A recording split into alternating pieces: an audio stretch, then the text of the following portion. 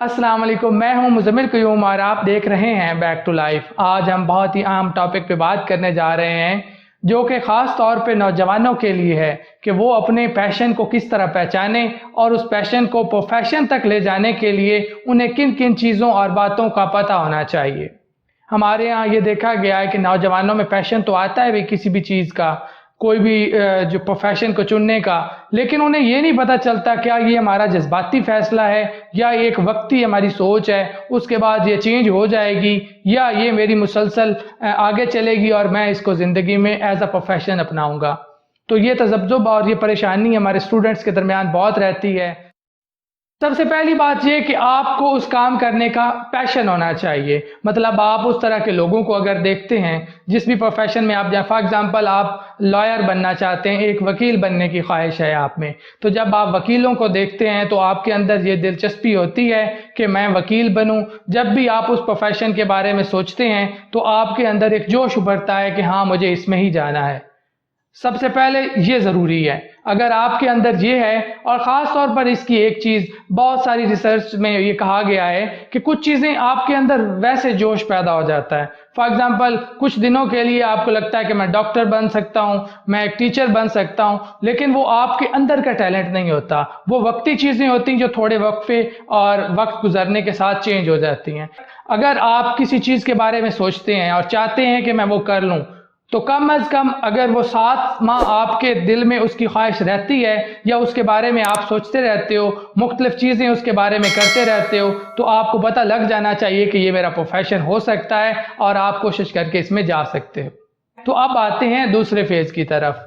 दूसरा फेज़ ये है कि उसके अंदर विजुअलाइजेशन होनी चाहिए उस चीज़ को लेकर। अगर मिसाल के तौर पर वो वकील बनना चाहता है तो वो उस चीज़ को समझे कि मैं इस तरीके से वकील बन सकता हूँ, ये रास्ते मुझे अपनाने पड़ेंगे, ये चीज़ें मुझे रास्ते में मुश्किलात खड़ी कर सकती हैं, इन मुश्किलात को टैकल करने के लिए मैंने क्या करना है। अगर ये रास्ता एक मैंने चुना, उसके ऊपर मैं कामयाब नहीं हुआ, तो मुझे कौन सा दूसरा रास्ता इख्तियार करना पड़ेगा। अगर आपके पास प्लानिंग मुकम्मल है और आपने यहाँ 0 से स्टार्ट करके वहाँ पर 10 पे अगर पहुँचना है, इन सारी चीज़ों के बारे में आपके पास प्लानिंग मौजूद है। हाँ, ये ज़रूरी नहीं है कि आप एक ही प्लानिंग बनाओ और उसमें आप कामयाब हो जाओ, ऐसा नहीं है, लेकिन आपके माइंड में ये हो कि उसमें मैंने एक प्लान बनाया है, वो कामयाब नहीं हुआ तो मैं दूसरा प्लान बनाऊंगा। आपके पास इसी तरह ज़्यादा सारे प्लान होने चाहिए। बाज़ लोग पहले फेज़ में भी कामयाब हो जाते हैं, उनके अंदर पैशन भी होता है और वो काफ़ी अरसे के लिए उनके अंदर रहता भी है। उसके साथ साथ वो दूसरा फेज़ भी क्लियर कर लेते हैं, यानी उस चीज़ को विजुअलाइज भी कर लेते हैं, अपनी प्लानिंग्स भी बना लेते हैं और ये भी सोच लेते हैं कि हमारे ये मुश्किलात आ सकती हैं, ये परेशानियां आएंगी। उनके पास प्लान ए, प्लान बी, इसी तरह मुख्तलिफ प्लान्स भी होते हैं कि अगर एक कामयाब ना हुआ तो वो दूसरे को ट्राई करेंगे। और तीसरा फेज़ एफर्ट है, जहां पर ज़्यादातर नौजवान आके फ्लॉप हो जाते हैं। ये बहुत ही आम चीज़ है।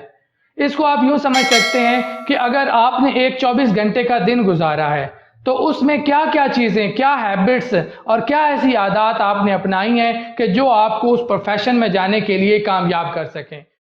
अगर आपकी दिन भर की एक्टिविटीज़ ऐसी हैं, आपका फ्रेंड सर्कल और आपका जो घरेलू इन्वायरमेंट है वो ऐसा है कि आगे बढ़ने में आपको वो मदद देता है, तो इसके लिए आपको तीसरे फेज़ में कामयाबी की आपकी रेशो बहुत ज़्यादा बढ़ जाएगी।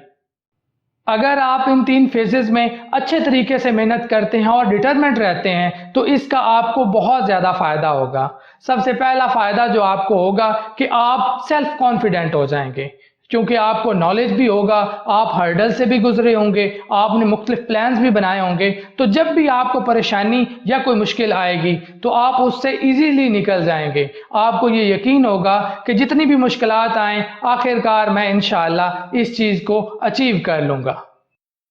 इसका दूसरा फ़ायदा आपको ये होगा कि आप कभी कोशिश नहीं छोड़ेंगे, क्योंकि आप इस तरह के प्रैक्टिकल लोगों से मिले होंगे जो इस फील्ड में कामयाब हैं, आपने मुख्तलिफ किताबें पढ़ी होंगी, आपने प्लान्स बनाए होंगे, आपको मुश्किलात भी सामने आई होंगी, उनसे आपने लड़ा होगा, तो इस वजह से आपके अंदर ये चीज़ पैदा हो जाएगी कि आपने इतनी मेहनत कर ली है, आगे थोड़ा टाइम रहता है, तो आप अपनी कोशिश को कभी भी नहीं छोड़ेंगे।